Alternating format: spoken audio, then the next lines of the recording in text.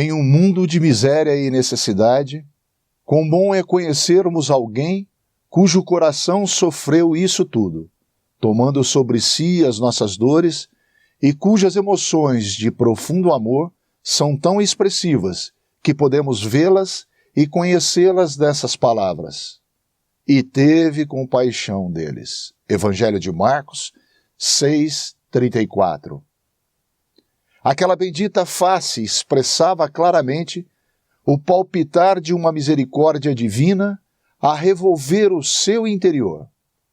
O coração se expressava antes mesmo que a mão se movesse para aliviar aquilo que seus olhos contemplavam. Não se tratava de um sentimento passageiro, uma emoção de momento. A dor da miséria humana encontrou morada permanente no coração de Jesus.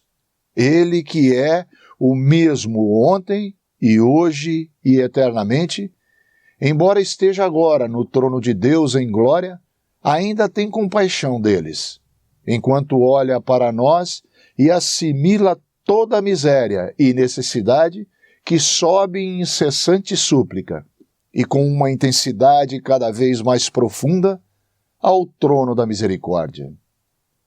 Se o pastor de Israel se moveu de compaixão enquanto olhava para os filhos de Abraão e os via como ovelhas que não têm pastor, quão profunda deve ser a emoção com que agora o Senhor Jesus contempla os filhos de Deus mais uma vez espalhados. Que terrível estrago os lobos cruéis fizeram no rebanho. Atos 20:29. Como os pregadores de coisas perversas atraíram os discípulos após si. Atos 20:30.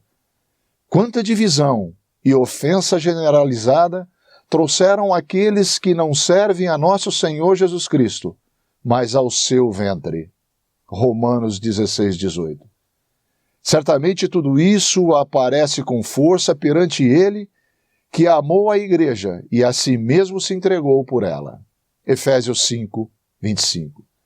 Mas será que tudo se resumia no fato de ser o povo de Jeová como ovelhas que não têm pastor? Acaso não foram eles próprios que pecaram? Terá o coração deles sido reto para com ele? Teriam eles sido fiéis ao seu conserto? Ele sabia muito bem que tinham sido exatamente o contrário. A longa e triste história daquele povo perverso e obstinado estava todo diante dele. Mas ele, que é misericordioso, perdoou a sua iniquidade. Salmo 78, versos 37 e 38.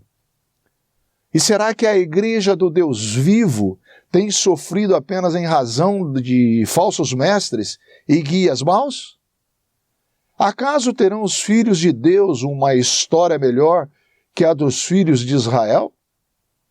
Terão sido menos perversos e obstinados?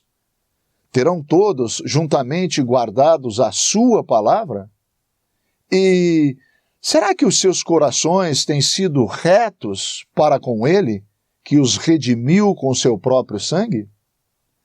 Quão bem sabe que os privilégios mais elevados e as melhores promessas apenas revelaram um pecado mais profundo. E, na mesma proporção, menos ainda foi correspondido o seu amor. Certamente, todo coração conhece isto.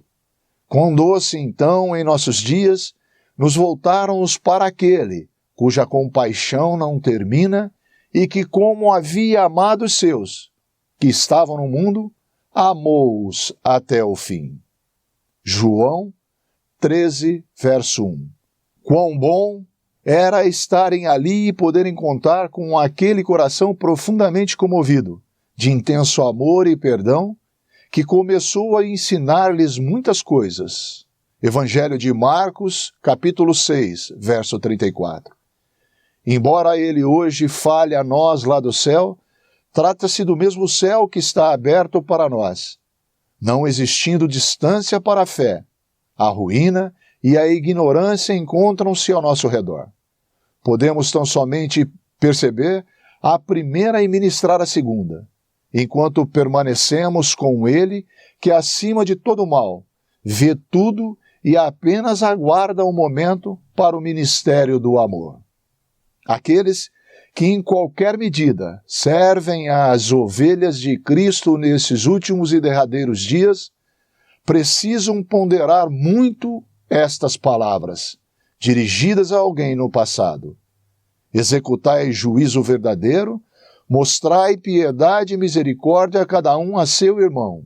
Zacarias 7, verso 9. Enquanto acima de tudo, permaneçam bem no espírito daquele que é misericordioso e fiel sumo sacerdote. Hebreus 2:17, que rodeado de fraqueza e tocado com os mesmos sentimentos que temos, pode compadecer-se ternamente dos ignorantes e errados. Hebreus 5, verso 2.